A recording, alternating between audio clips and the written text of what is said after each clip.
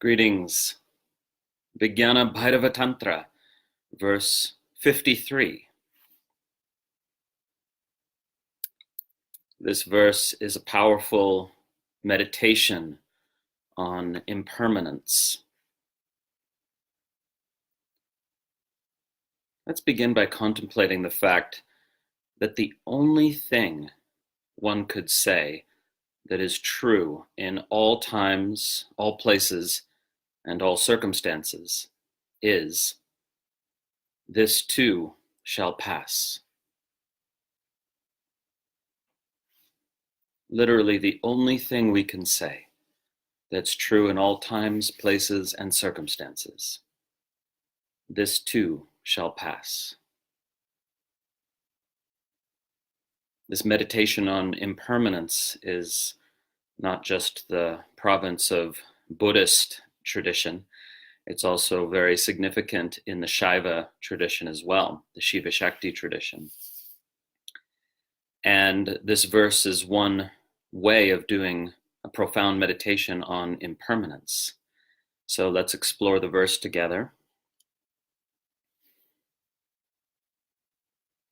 Evameva jagat sarvaṃ dagdhaṃ dhyātvā vikalpataḥ ananyacetasaḥ puṃsaḥ puṃbhāvaḥ paramo bhavet.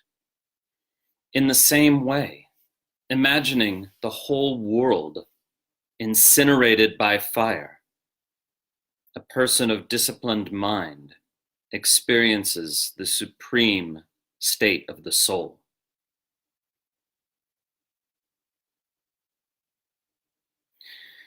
So this verse is a continuation from the previous verse, in which, as you remember, we did the practice of burning the body, or rather burning away the body image,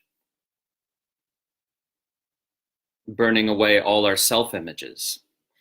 And now we proceed to burning away our image of the world. And so this contemplation functions in two different but related modes.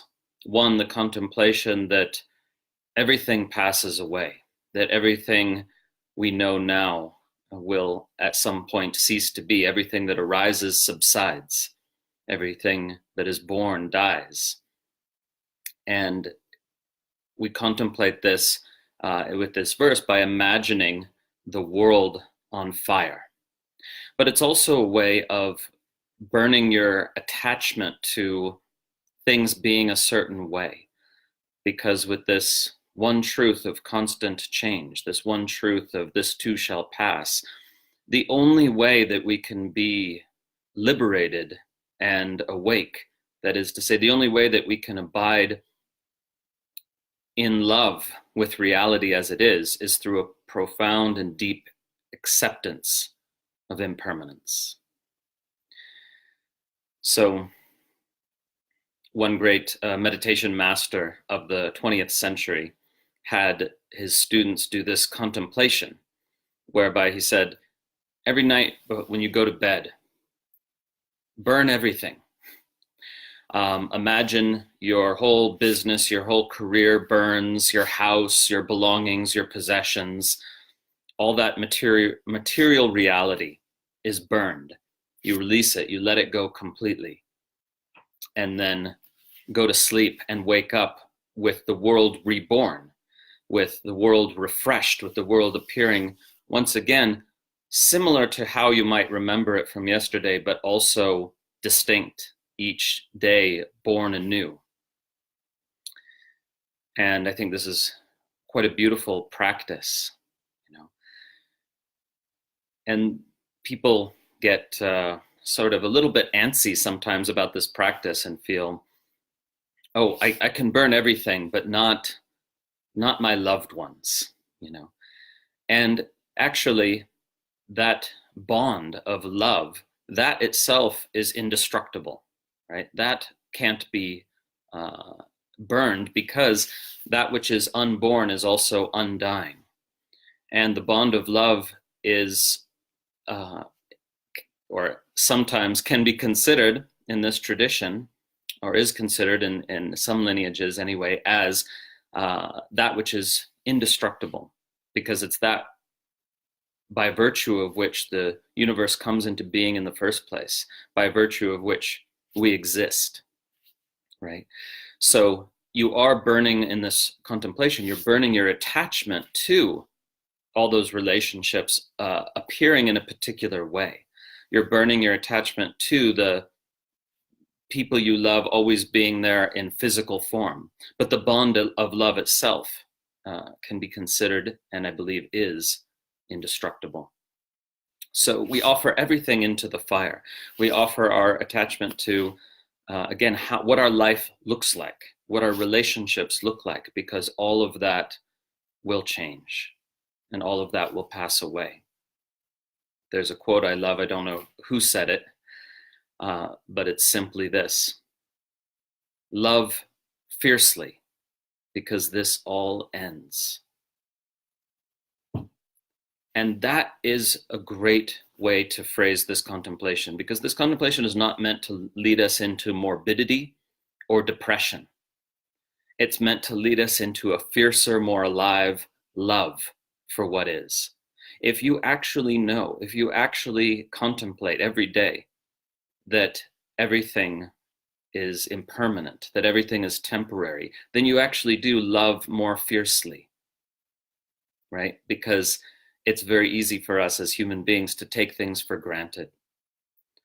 And the best antidote to that, and to take people for granted, to take anything for granted, right? The best antidote to that is to remember this all ends. Love fiercely, because this all ends.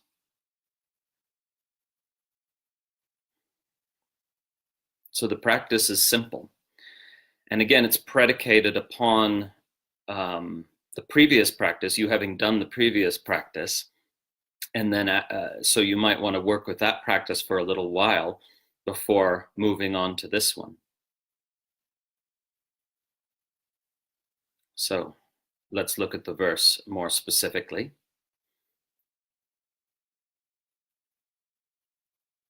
Evameva, in the very same way, meaning in the very same way as we did in the previous verse concerning the body. Dhyātvā, having meditated upon, or meditating upon, jagat sarvaṃ, the whole world, dagdhaṃ, burnt, incinerated, vikalpataḥ, through this imagination, through this practice, this imaginative practice, ananyacetasaḥ, a person with focused mind, a person who is fully focusing on and accepting the reality of impermanence, puṃbhāvaḥ paramo bhavet, will attain the supreme state of the soul. So that's a very interesting phrase. Literally, it means such a person will become the supreme soul bhava, meaning to say, will enter into the natural and most fundamental state of the soul, because in Sanskrit, highest can also be translated as most fundamental. So such a person will enter into bhavet, the most fundamental, paramo, state of the soul, puṃbhāvaḥ, meaning to say that only when we fully accept the truth, the reality of impermanence, then we can finally come to rest within our true nature, which is to love what is, but also allow it to pass away when it is passing away. So, as Nisargadatta Maharaj said, let what comes come, let what goes go, and find out what remains. What is it that is unborn and undying? It's being itself.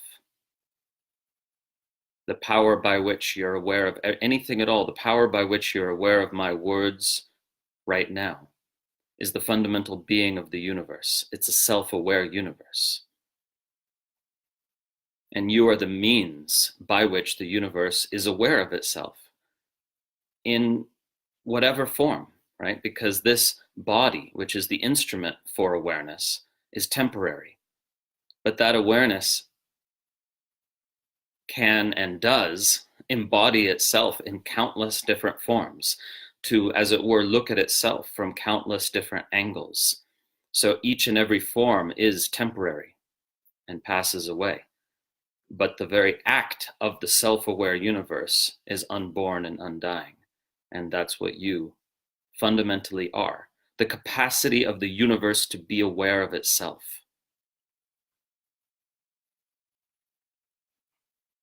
So this is perhaps what makes the Shaiva teaching different from the Buddhist teaching, is that while contemplating the impermanence of all form, we also contemplate the eternality of the power by which form is perceived. We contemplate that as unborn and undying, the timeless ground of being.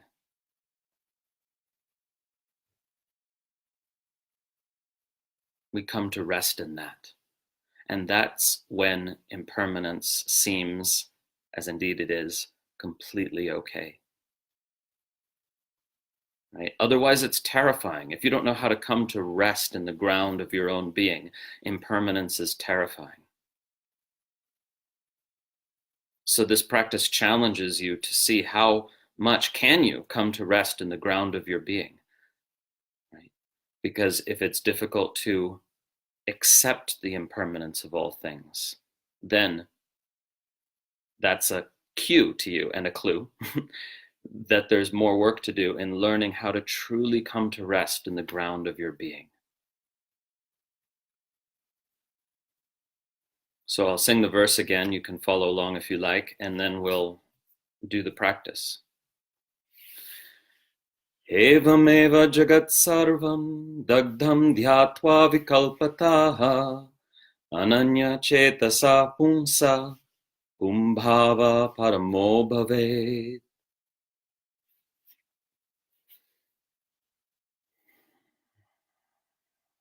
Taking a few deep breaths.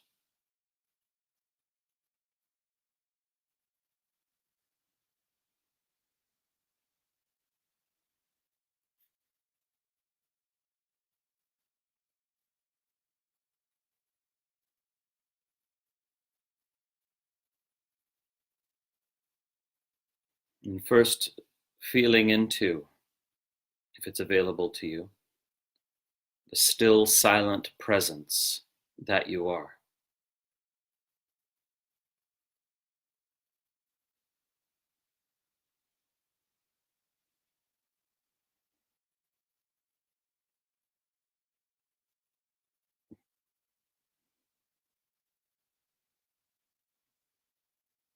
Whatever may be the state of the body, whatever may be the state of the mind, whatever may be the state of the environment, underneath it all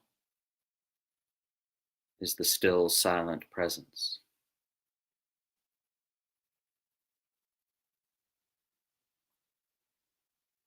Surrounding and permeating it all is the still, silent presence.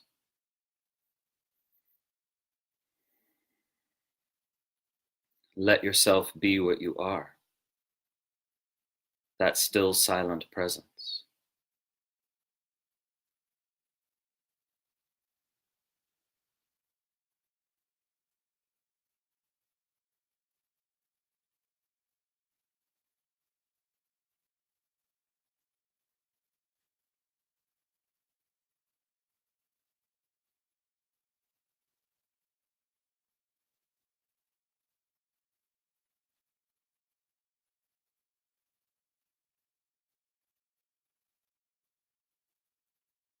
And from the perspective of this still, silent presence, you're ready to be okay with the burning of the world.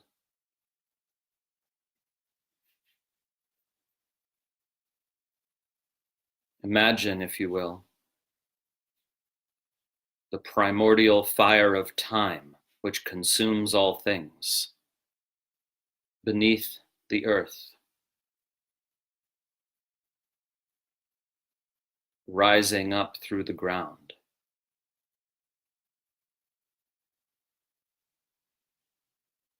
And then the flames appearing all around, everywhere.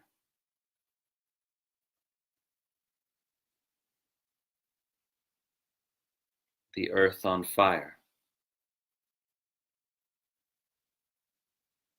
Your immediate surroundings on fire.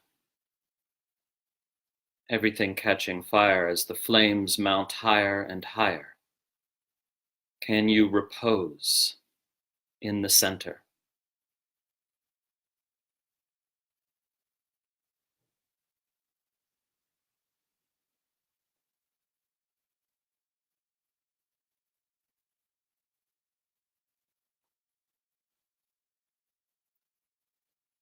All that has arisen must pass away.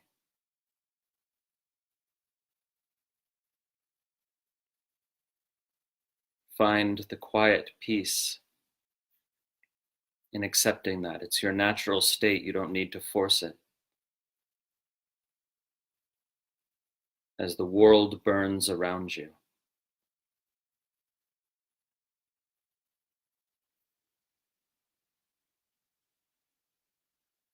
From earth all the way up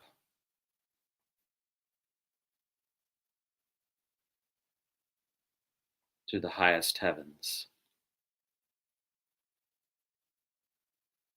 Let everything burn.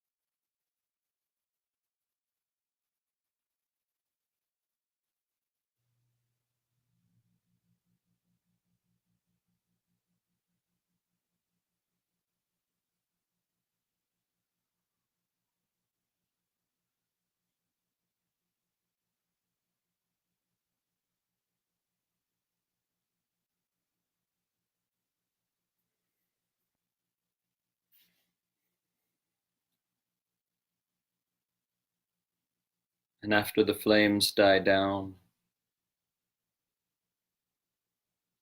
and everything is gone,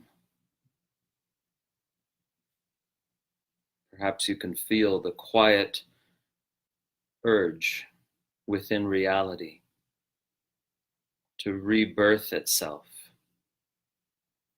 to recreate itself anew.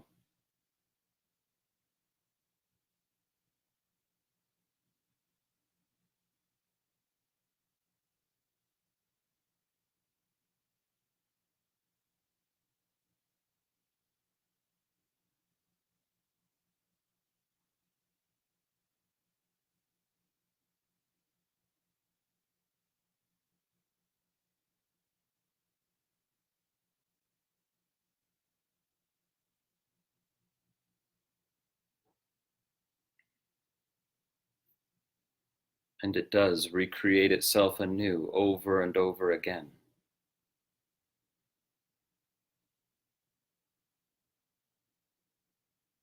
In a moment when you open your eyes, I invite you to see a world reborn, fresh.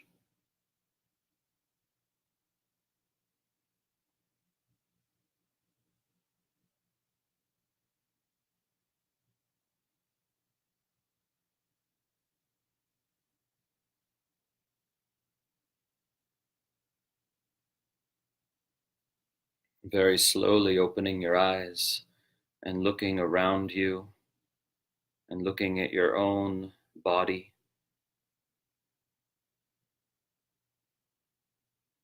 It's not like it was before. It might look the same.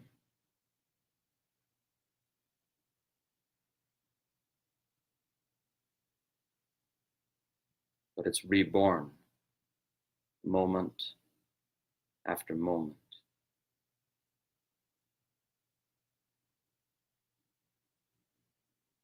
If you truly had the eyes to see, you would see that everything is reborn every moment.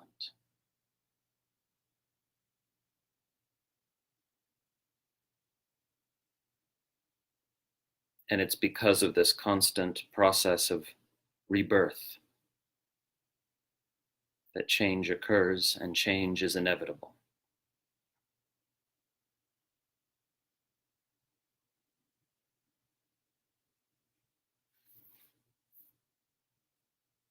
So offer everything into the fire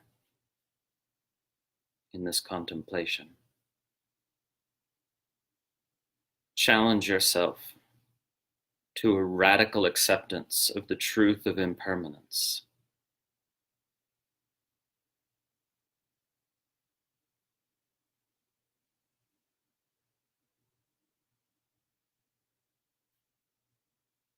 And love fiercely, because this all ends.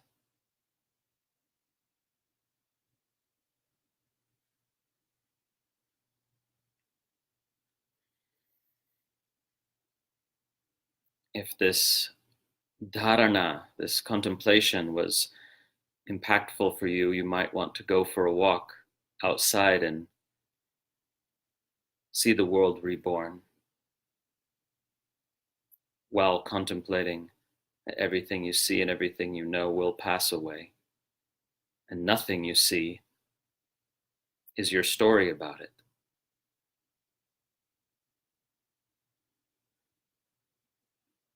It's constantly reborn. Only mental projection causes us to see it as the same as it was before. Explore this within yourself. Om. And for those of you watching live, stay tuned for some more videos.